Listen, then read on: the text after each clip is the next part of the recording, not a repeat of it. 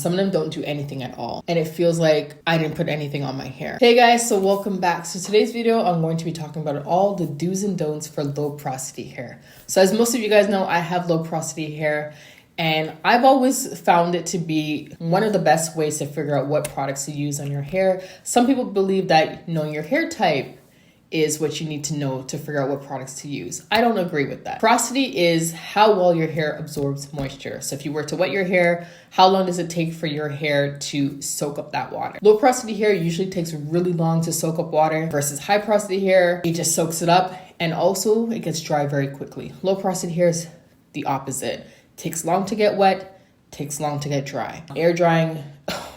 Air drying used to be a nightmare for me. There are some tests that you can do to figure out whether or not you have low porosity hair or high porosity hair. I do have a video on that. I will do an updated version, but I do have a video on those tests. I will link it down below. So this video is going to be all about low porosity. I will be doing one on high porosity. Now that you know a little bit about porosity, let's get right into the do's and don'ts. So number one is to clarify your hair. Clarifying means stripping away the buildup that's on your hair, whether it's from moisturizers, gels, mousse, oil. You want to remove that so you can start fresh, so that way you can condition your hair and get that moisture back in. And you're pretty much starting on like a new fresh page or a new canvas. Low porosity hair needs to be cleansed. High porosity hair, you can co-wash. You can use a moisturizing shampoo. Moisturizing shampoos don't really work for low porosity girls for the most part. Definitely doesn't work for me. So I use clarifying shampoos. So I either use a clarifying shampoo or I use a sulfate-free shampoo like this one. It does a really good job of getting my hair nice and clean without drying it out. The next do would be deep condition with heat. If you can. You can make it really simple and, apply your deep conditioner to your hair, put on a plastic bag or a plastic cap, leave it on for 15-30 minutes and then rinse it out. Or you can sit under a hooded dryer, or you can sit under a steamer if you have one. If you don't and you have a clothing steamer, you can definitely use that as well. You can use a facial steamer as well. Just be mindful that a clothing steamer can be quite hot, so you want to be a distance from it. You don't want to burn yourself, but deep conditioning with heat is a game changer. Low porosity hair loves it. If you've never done it, definitely try it out. It definitely softens your hair. It makes it more manageable. It makes it easier to detangle. It does a really good job with making our hair really, really soft. And who doesn't love soft hair? So try it out. Sticking on the topic of deep conditioners, I would say use a deep conditioner over using a conditioner. For me personally, conditioners don't do much for me. Some of them don't do anything at all. Like I could put a conditioner on and it feels like I didn't put anything on my hair. Like I just shampooed and I poured more water onto my hair.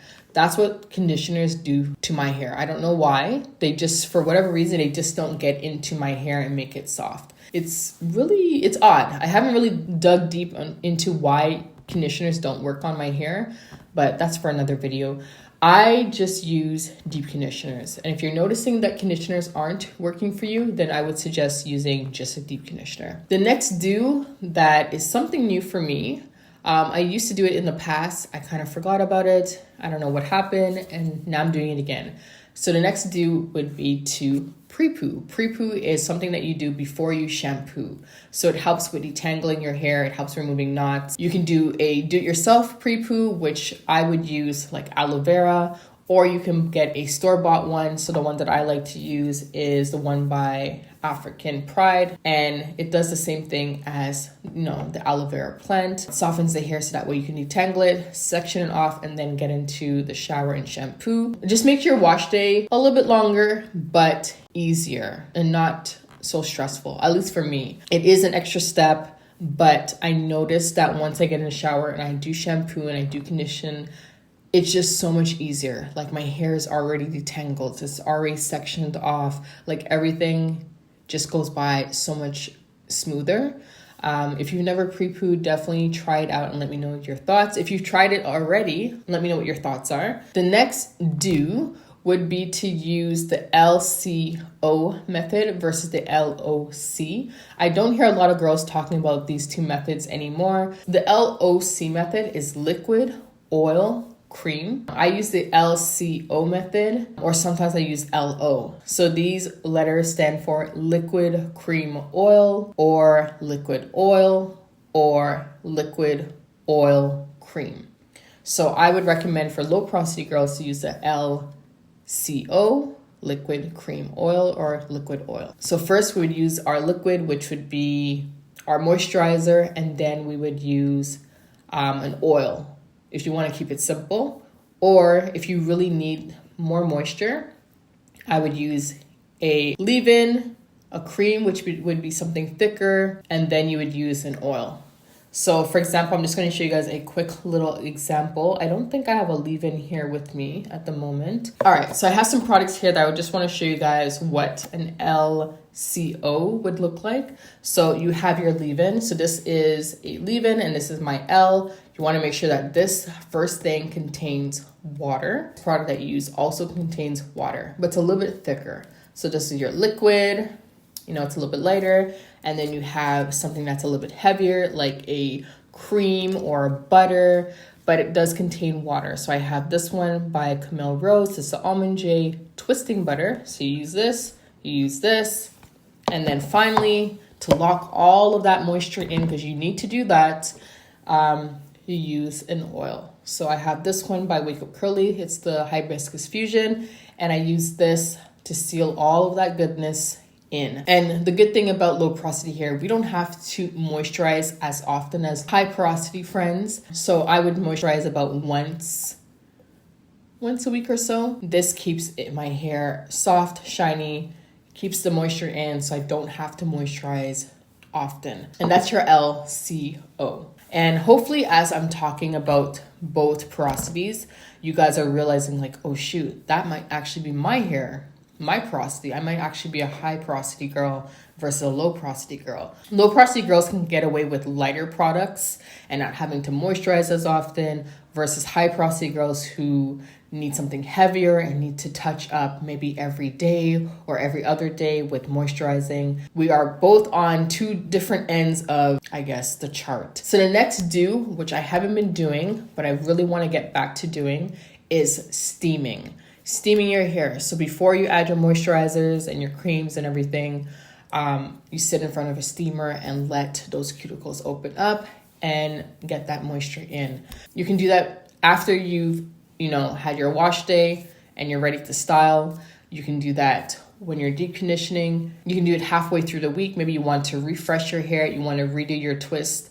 You can sit in front of your steamer, let that moisture, let those cuticles open up and retwist your hair. Steaming is definitely something for low porosity girls. Even high porosity girls can use it as well. It definitely helps to get moisture into the hair. Next, I would say a do is to use light proteins. A don't would be to stay away from heavy proteins and also using protein often. It's definitely a mistake I made when I first started taking care of my hair. I was using too much protein and ended up with protein overload. I've also experienced moisture overload, which I'll touch on in a second. But protein overload, it's rough. Protein overload, I feel like it's a little bit easier to manage protein overload versus moisture overload. So with protein overload, your hair snaps and breaks very easily. It's dry, it's frizzy, it feels like it's not holding moisture. If you are experiencing that, take a look at some of the products that you are using and see if it says protein. Like you should see it right away on the side of your product. Usually products that say strengthen, repair, those products have protein. If it says for damaged hair, color treated hair, have protein. So you want to try to stay away from those products. Maybe just having like one in your stash from when you need it. But something like this has protein. So I don't use this often. I only use it when I've been protective styling for a long time. I've been using a lot of heat on my hair. Then I definitely go ahead and grab this. When I'm not using a lot of protective styles and I'm not using heating tools, then I use something that's just moisturizing. And yeah, that's my go-to, something that is just moisturizing.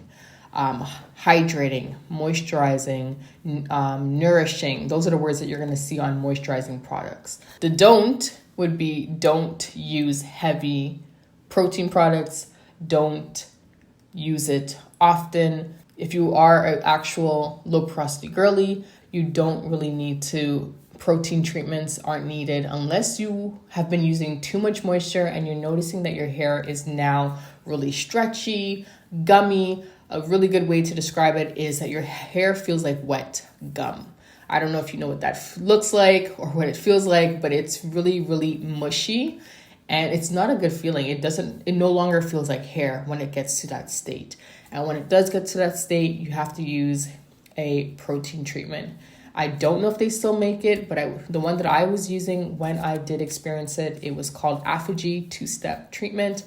And recovering from moisture overload is quite a journey. It did take some time for my hair to get back to normal, but it's possible to get over moisture overload. So you want to try to stay balanced. I would say maybe every 2 months, do a protein treatment or add some protein into your regimen. Like for example, this has protein. It's by the same brand, Ajwa. If you're someone who doesn't protect the style much, if you're someone who doesn't really use heat tools, then you don't need to worry about protein. Another thing I want to mention, it's not really a do or a don't. Maybe it is a do. I want to mention that low porosity hair actually responds really well to added hair. Because our cuticles are tightly closed, we don't experience breakage and frizz as much as our high porosity friends. So don't be afraid to experiment with adding hair to your hair. Low porosity hair is actually considered to be very healthy. It's very strong because of those tight cuticles. If you've never experimented with adding hair, definitely give it a try. Low porosity hair does respond well to it. Another do is to use warm water when you're washing your hair. I know a lot of people suggest using cold water as your last rinse, but because low porosity hair's cuticles are tightly closed, warm water actually allows it to open up and for the hair to receive moisture, receive the product that you're using. If we are using cold water to wash your hair or for the last rinse, it's forcing the cuticles to close, remain closed, and then now when you want to put, your moisturizer on, the cuticles are shut. And now those products that you are using to moisturize your hair, they're not getting in. So my last rinse, my entire wash day is warm. Even my spray bottle, like when I get out of the shower and my hair is starting to get dry, my spray bottle has warm water in it. So my cuticles always remain open while I'm moisturizing my hair. And by the time I'm done moisturizing my hair, the cuticles will be closed and it's nice and moisturized. Everything is in there versus doing a last rinse and my cuticles are shut and I'm trying to get this moisturizer in and it's just not getting in and my hair is dry. So it may seem dry, it may seem moisturized that day, that night, but by the next day your hair is dry and then you're wondering why. And next do would be to protect the style. You don't have to add hair. You can do mini twists with your own hair. It doesn't matter the length of hair that you have. Keeping your hair off your shoulder, off your clothes, tucked away is definitely a do for everyone. You can do so many different cute styles. It gives you a nice little break. It gives you a break. It gives your hair a break. The last one I want to mention is, or just an FYI, is that low porosity hair actually responds well to heat. So for example, me personally, when I do a style like this, I prefer to do it on stretched hair. And I don't experience any breakage, any dryness, any frizz or anything like that because my hair responds really well to heat. Low porosity hair likes heat. Like I've said, our cuticles remain closed and only really with heat does it open up.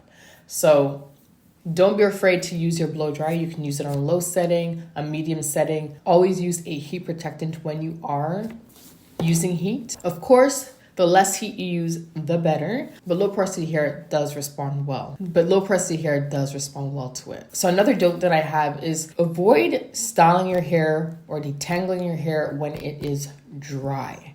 you want to have some sort of moisture, some sort of water on your hair before you start messing with it. When your hair is absolutely dry and you start combing and trying to do styles on it, it may break. All right, you guys, so those are my do's and don'ts. If I missed any or you have some that you would love to share, definitely do so down below. I would be happy to read them, and I'm sure anyone who's watching would be happy to learn some more. If you guys enjoyed this video, definitely give me a like, subscribe if you haven't already, and I will see you guys in the next one.